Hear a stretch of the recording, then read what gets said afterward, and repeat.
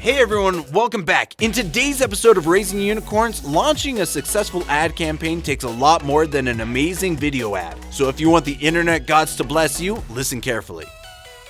You don't have to be a unicorn to capture the magic of a great business. Harmon Brothers has helped countless companies, both big and small, grow into the businesses they were meant to be. Here on Raising Unicorns, we share the marketing secrets we've learned to help you raise your business by hundreds of thousands to hundreds of millions of dollars and beyond.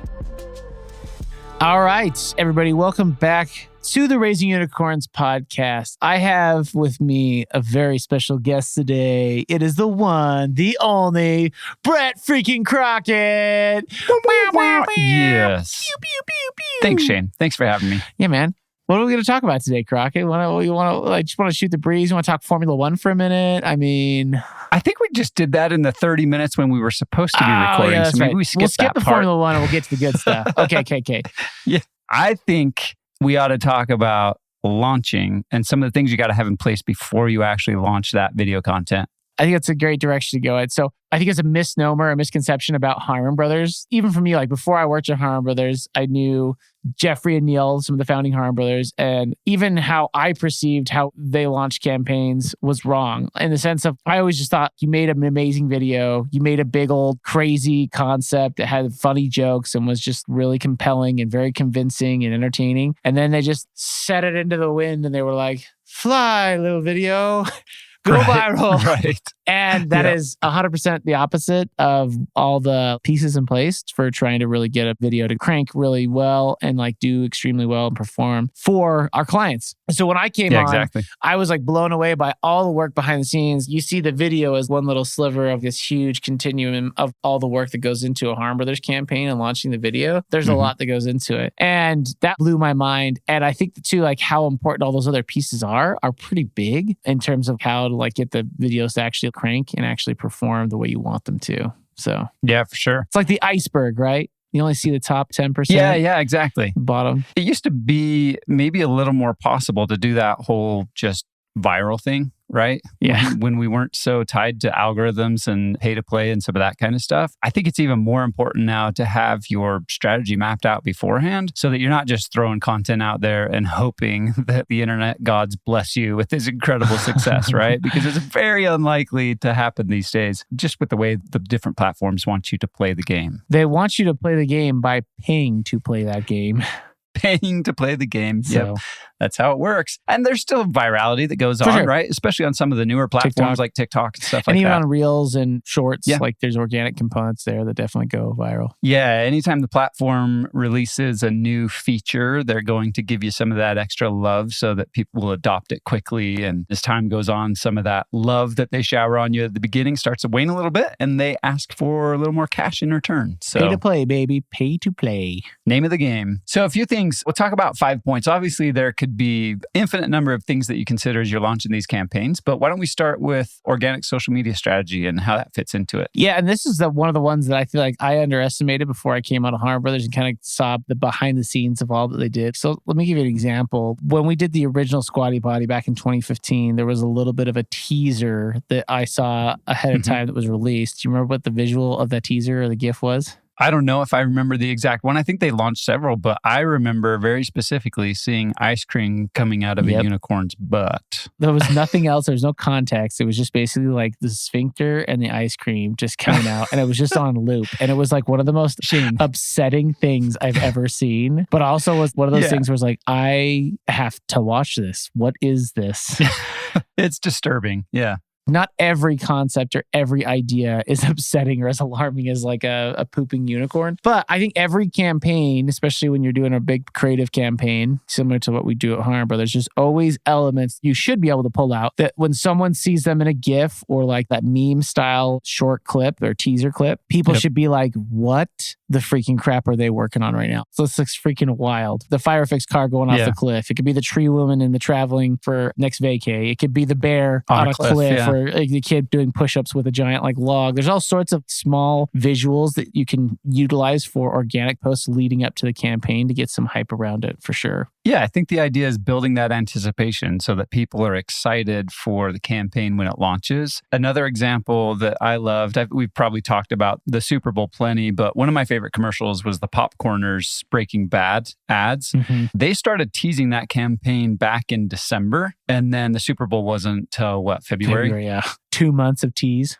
Yeah, a bunch of teas in there, and they tease different photos, clips from the actual video on Instagram, TikTok, YouTube, all leading up to it. And then they actually released the ad on YouTube the weekend, I think, before the Super Bowl. So they built a gigantic hype train. People were just loving it and anticipating and excited for it to come out, and then shared it when it did, right? I think doing those sorts of things helps to build that virality that often doesn't happen on its own, and then also helps your paid media to go so much further because people are ready and amped up to share it at that point. Yeah, for sure. And I think too, like one thing we've done over the years is we have a PR agency that we've worked with to try and get some additional organic reach with a press release, because there's always the ad week and there's always like Ad Age and other press outlets that are always looking for stories to tell. And if it's a good video that's compelling and interesting, they want to write a story about it and about the concept. It's always shocking to me. I'm like, you want to write an article again? Okay, cool. You know, when the content's good, they're certainly more willing. But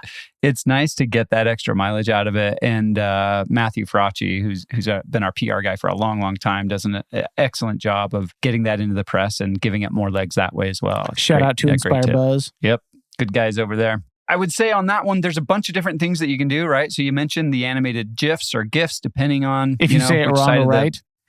That's right. And we won't tell you which one's wrong or right, but I have very strong opinions. You can also do, did I say behind the scenes? So a lot of that, you can capture behind the scenes content as you're actually writing, filming these things that can get people interested. And frankly, that stuff is just a lot of fun to post anyway. So why not make good use of it in generating some hype for the campaign? Cover that one pretty good? Yeah, I think we're going to move on to the email launch. Email is an important one, and it kind of goes hand in hand with this organic social media strategy, because your email list that you have, whether it's large or small, you should be engaging your customers, fans of your brand that are already on your list, and get them to help you push this content. I consider it an essential part of any ad campaign launch. So you'd send it to your list and include a clear call to action to go and check out the video or the campaign. That link could be to your landing page. It could be to the video on YouTube. Basically, wherever you want people to go and watch, make the call to action very clear that they should go and do that thing on that platform. You could also, if it's a multi-channel campaign that you have on a bunch of different platforms, you could include links to all of those with an image for each one so that they get to kind of choose where they want to consume that content. But another thing I find that it does really well for those people that are on your list, if you have this dedicated list of customers, giving them a first look at what you're doing helps them to feel respected. They're in the loop on these things, and it's an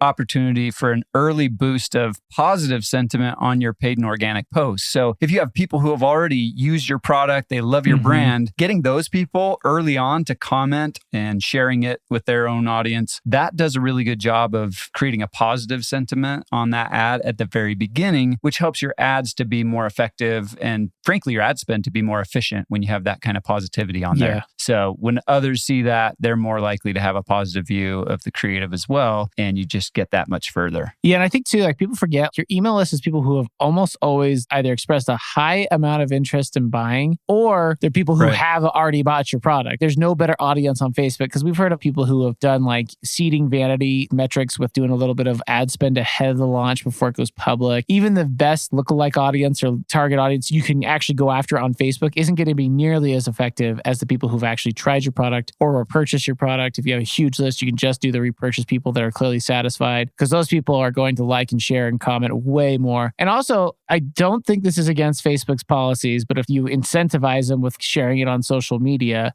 in that email as well, and like having some kickback, a 20% offer after you share it or whatever like that. We've seen that in other campaigns we've done in the past with like VidAngel, if you remember that one. If you get 5 people to sign up with your code, they got VidAngel for life for free. There's all sorts of stuff you can do. Cool. that can juice those a little bit more. You run a 15 or 20% promotion, you know your cost can sustain that. You should absolutely utilize that for another way to leverage the launch of that video. Those are great ideas. But the key is they can only do that if you give them the opportunity and keep them in the loop. Take your list, whatever the size of that list is, include them, send it to them up front at the beginning, or like you were mentioning a little bit pre-launch. Your launch will go that much better because you've got these, I don't want to say rabid fans, but you've got fans, people who are familiar with you already to help you do some of that heavy lifting. The most qualified audience you have is in your email list, for sure. Yeah, exactly. Okay, let's talk about the landing page for a minute. With all of our clients, we go through a list of these things to make sure that they're all squared away on all of these. And the landing page is one where a lot of our clients these days have great landing pages. And so they've tested them, they've done a lot of conversion rate optimization on them. But one thing that is important is that your landing page needs to tie very closely to the ad so that when someone clicks from the ad and they land on your landing page, they know that they're in the right spot. And so before we launch any campaigns with our clients, we go through and we check their page for them. We also, with our clients, share with them a baseline wireframe that will help them make sure they have all the necessary elements so that that landing page is converting the traffic as efficiently as possible. And we go through a bunch of different steps on there so that they're ready to go right out of the gate. And then we always recommend that they continue to test. That's an important piece of that. Now, the page should be optimized for conversions with a clear and concise message that highlights the benefits of your product or service. And then they're usually like, well, what exactly do we consider a conversion? So it depends on your campaign, what your call to action is. But essentially, if you're trying to get leads out of the campaign, your conversion event is going to be someone submitting a form and becoming a lead. Or if it's an e-com type product, then obviously that conversion is going to be someone actually purchasing the product. Right. Making sure that that's all squared away is super important. We've seen campaigns when those elements are overlooked or not trued up as much as they could be. Because we realize that there's only limited time. And if they're doing a huge investment in the video campaign, sometimes they don't have the resources to throw at a website to redesign it. Because sometimes we get in there and they're like, woo, this needs some love. But oftentimes when they ignore those big like red flags that we see, it's just always a painful process. When the video launches, they're putting ad spend behind it. They've got some organic momentum behind it. And they see the metrics on Facebook being up here, being really, really good. And as soon as it hits the website and it just tanks, that is always a brutal lesson for our clients to learn of like, it doesn't matter how good the video is. If the website's not set up the right way to capture that value that the video is generating, you're losing out like a ton of opportunity and a ton of lost cost in that misstep.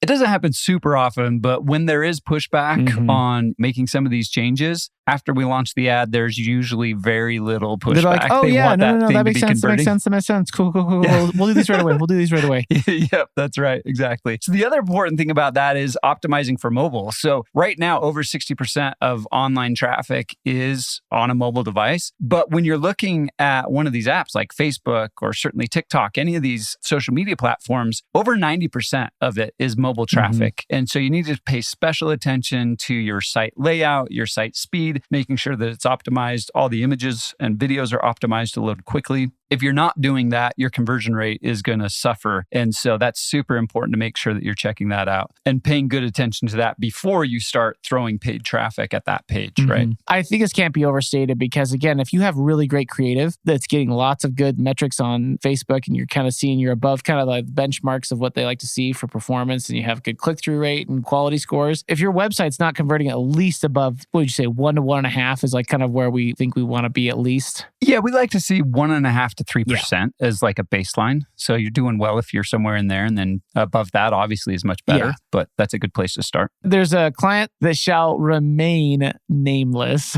The site was not doing great. It was around 1% or sub 1% on a pretty consistent basis, and we knew that this was a problem. We saw that the other ads that we were running at the time were doing a good job of getting people there, but we just were not converting that traffic. And we felt like from the ads that we were running, it was a very qualified audience, but the website just wasn't doing its job. So we changed a bunch of different stuff on the landing page for the product. We changed some of the imagery on there. We changed the layout. We just could not beat that baseline because we did a split test on that to like A/B test it on the traffic. So we knew that it was the same type of traffic going to that split test. And it took 3 different iterations of website testing to get that conversion rate to pop up. And now we're getting about 195% increase in conversion, which is huge. Again, where we want that to be is between that 1 to 3% conversion rate. And when your website is converting really, really well, as far as creative goes, it makes your job way less frustrating because there's nothing worse than when you make great creative that is squandered because the website's not performing really well. Another client that I'll give you an example of Heirloom Paint. They have an absolutely killer website. They also have a great offer, which we're going to talk about in a second, but they have a 5% conversion rate on their page, which if any of you get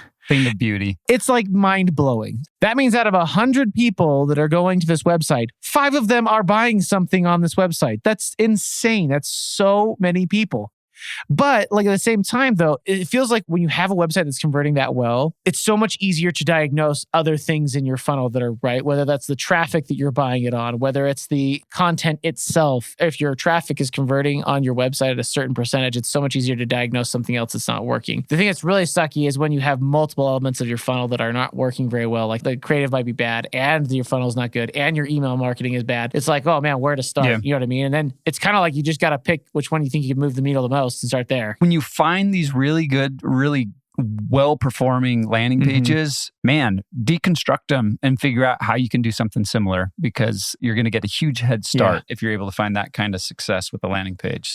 So one of the big things that affects not only just how much money you can put into a campaign and how the launch of your campaign does, but not only just the video and all the website and all the email, but also what that actual like total checkout size is. Because if you have a bigger basket size, you have a higher amount you're getting out of every customer and you can afford to spend more money to acquire that customer. The lever we definitely like to pull on for launches is actual upsells on the initial product. So if you guys don't know what an upsell is, Crockett's going to tell you. Obviously, upsells are specific to e-commerce products, right? Or not necessarily e-commerce, but it works in retail. Stores do it all the time. They have things at the checkout where you've got a bunch of candy bars and lighters and all that kind of stuff that they're just hoping you'll add to your cart as you're checking out and not really give it much thought. You're already there, ready to pay. In the online space, the thing that's really nice about that is that you've put your content out there. You've paid for the customer to come to your website. You've given that money to Facebook or TikTok, whoever it is. And now you've covered that cost. The goal now is to get them to buy as much stuff as possible, because once you've covered that cost to get them to make the purchase, anything else on top of that is higher margin. It's gravy, baby. It's gravy. So if you can add some complementary products so that as people are going through that checkout, they don't have to think a ton, give them something that makes sense that will help improve the experience of what they've already purchased, the higher you can boost that average order value, the better you're going to be able to achieve ROI on these campaigns. Quick example of that, FiberFix. It's an $8 roll of, I think it was somewhere around $8 if you just bought one on its own. But we ended up creating several different versions or several different bundles of this thing where it went anywhere from probably $19.99 all the way up to a package that I think was over $79. And it came in a nice bag and all that kind of stuff. And it was interesting because the way we did it, I think we had 3 price tiers, and the middle tier was specifically formulated to get people to take that particular offer. And that's the one that sold the most, right? In doing that,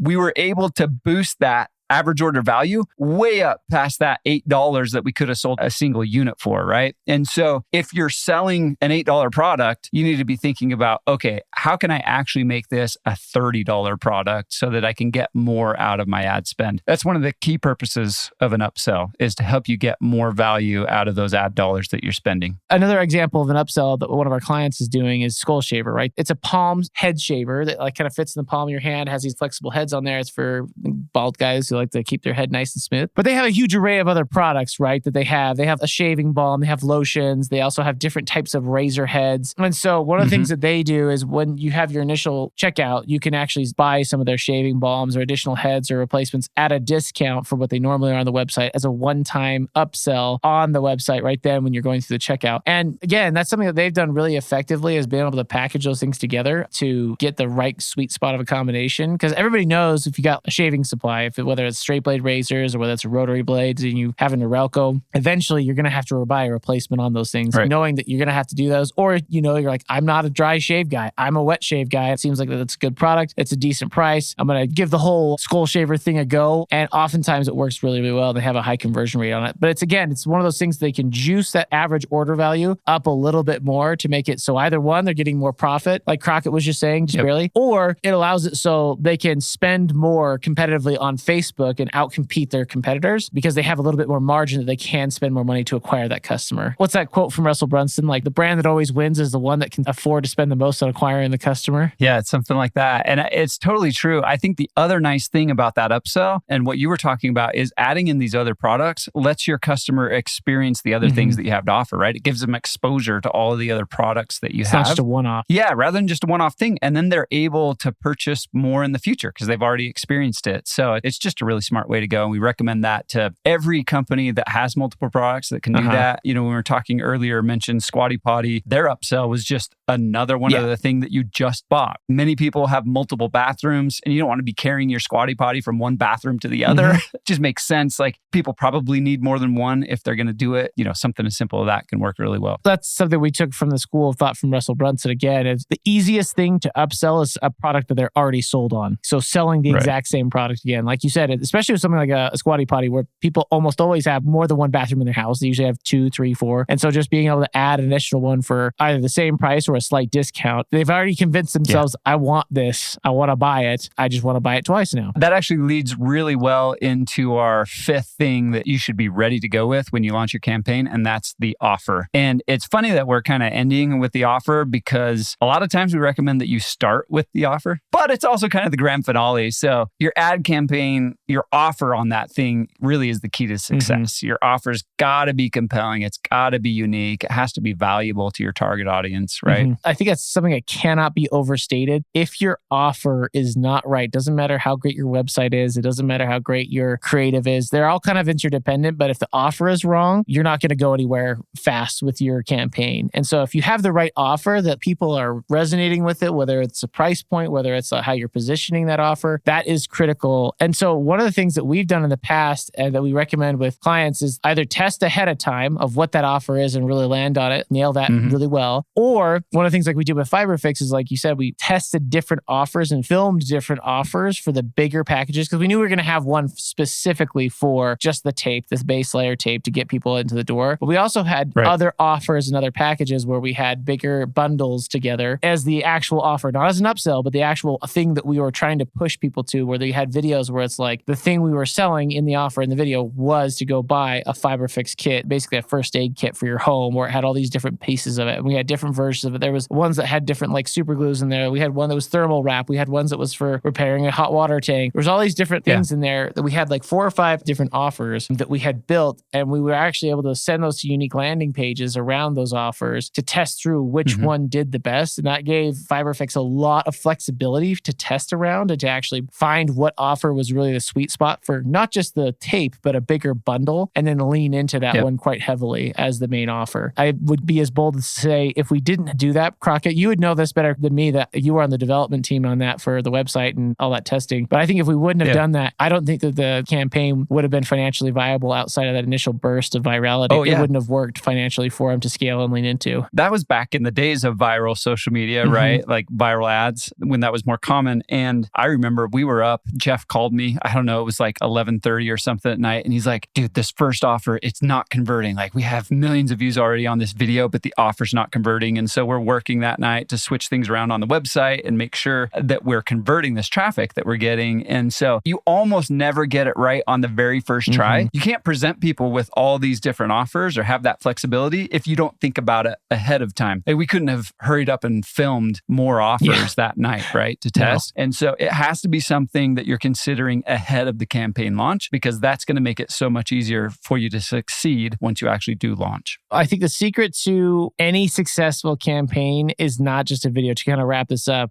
I think that it's all these different elements. If we wouldn't have had any one of these components figured out and kind of dialed in or prepped for testing, a ton of our videos that we would have launched, you guys would have never heard of. They never would have gotten traction. They never would have had the impact that they did for our clients if we hadn't taken care of all those things and put all of our ducks in a row. And that's what I mean, going back to that analogy about the iceberg, of only seeing the top 10% of the iceberg. You only see the video itself, maybe a little bit of the website if you go through the funnel, but like there's a lot of other efforts that have to be in place and tests that have to be on the ready for a campaign to really have the legs that it needs to scale outside of the virality that, we used to see. And now, like with virality really not being a thing, many platforms are being greatly diminished. These are even more important than ever to have those things in a row. Right. So when you do start putting the pedal to the metal and leaning into that ad spend, you're not throwing money into a furnace, that you have things in the hopper that are ready to lock and load and actually start really cranking up that conversion rate. And I'm not going to lie, it's like one of the most satisfying things in the world. When we're talking about the website testing, when that popped up above a 1 on the MER, I was like, oh, baby.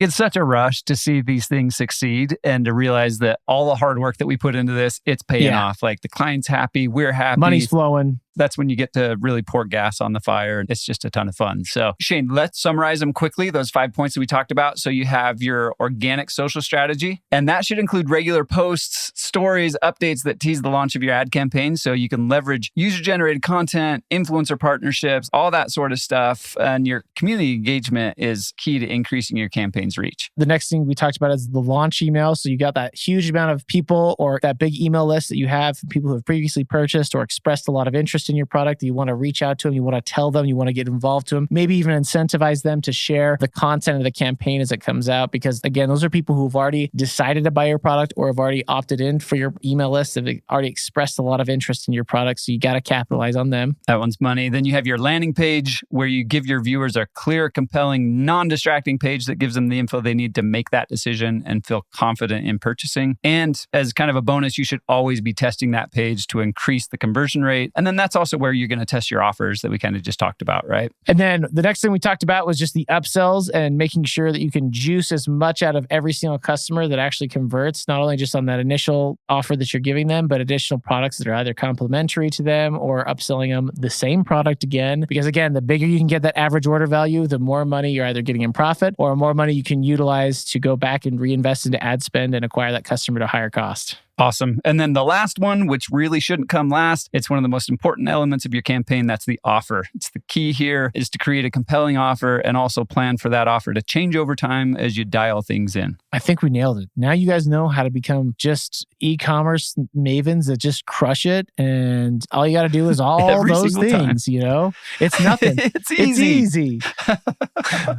But actually doing those hard things is what's going to make your life way easier. These campaigns are going to be way more successful. So put in the work and see the results is what we always say. For sure. Well, thanks, Crockett. This has been very insightful and interesting. Yeah, Shane, great chatting with you. All right, man. Till next time. Tired of playing catch up on your marketing approach? Plan your whole year of ad content with our video strategy in a day. The Harmon Brothers are known for their ad work with Lumi, Purple, and Skullshaver, and now we're offering a 20-minute video that helps you strategize your best profit-pushing ad research, messaging, and testing for free. Because a win for great businesses is a win for all of us. Go to harmonbrothers.com/video strategy to save future you a lot of stress with no pitch and nothing to buy.